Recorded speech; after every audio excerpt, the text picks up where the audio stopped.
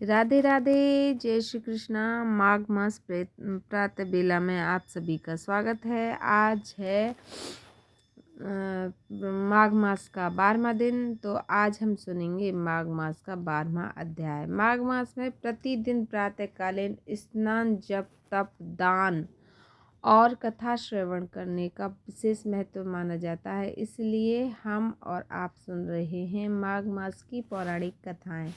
तो आशा करती हूँ पौराणिक कथाएं सभी को अच्छी लग रही हैं और पसंद आ रही होंगी। इसीलिए और मैं माया शर्मा अपनी आवाज़ में तुम्हें ये कथाएं सुना रही हूँ। वैसे तो मनुष्य जन्म अत्यंत ही दुर्लभ है। अगर उसमें भी भारतवर्ष में जन्म लिया हो तो उससे सौभाग्य की तो कोई तुलना ही नहीं कर सकता, कहा जाता है। और हम देखते हैं वर्तमान समय में कि कई भारतीय अपने देश को छोड़कर परदेश आगमन कर जाते हैं।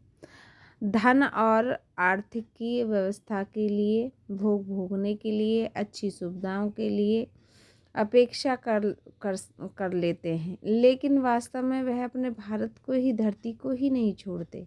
वह अपनी संस्कृति और अपने सौभाग्य को भी और तथा अपनी श्री का भी त्याग कर देते हैं।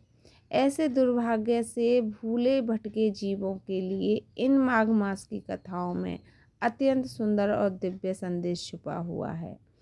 हम इसे सुना रहे हैं कि भारत भूमि में जन्म लेना कितना पुण्यदायक है और कितना मोक्ष प्रदायक है। तो आइए इसी के साथ हम सुनाते हैं आपको आगे की कथा। बोलो विष्णु भगवान की जय।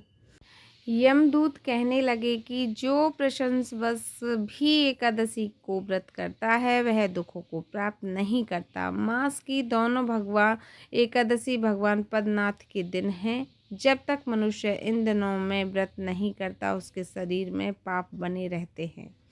हजारों अश्वमेध, सैकड़ों वाजपेयी यज्ञ एकादशी व्रत की 16वीं कला के बराबर भी नहीं है। एकादशी के दिन व्रत करने से 11 इंद्रियों से किए गए सब पाप नष्ट हो जाते हैं। गंगा, गया, काशी, पुष्कर, कुरुक्षेत्र, यमुना, चंद्रभागा कोई भी एकादशी के तुल्य नहीं है।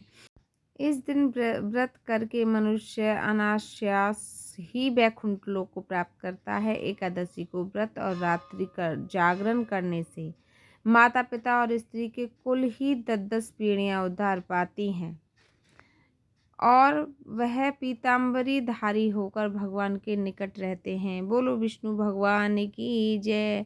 अपने अपने देवताओं की जय। गौ माता की जय। आइए आगे की कथा अभी मैं सुनाती हूँ।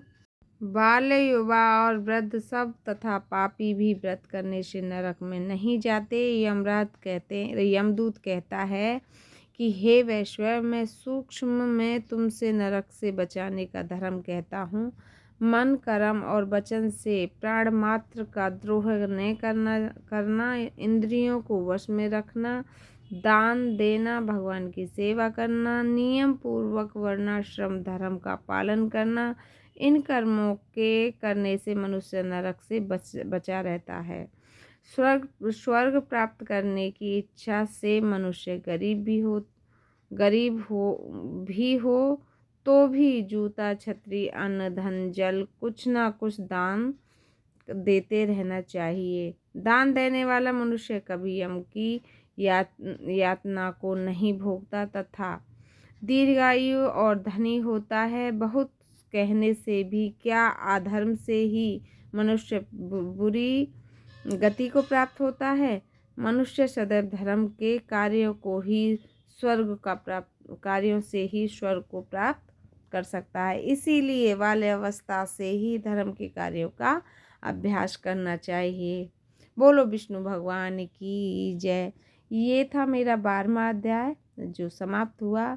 जिस को भी मेरी पौराणिक कथाएं अच्छी लग रही हों, थोड़ी सी भी यूज़फुल हो, थोड़ी सी भी मतलब हमारे जीवन में धारने लायक हों, तो मेरी कथाएं को लाइक, सब्सक्राइब और कमेंट करना, और हो सके तो अपने जानने वालों को शेयर करना।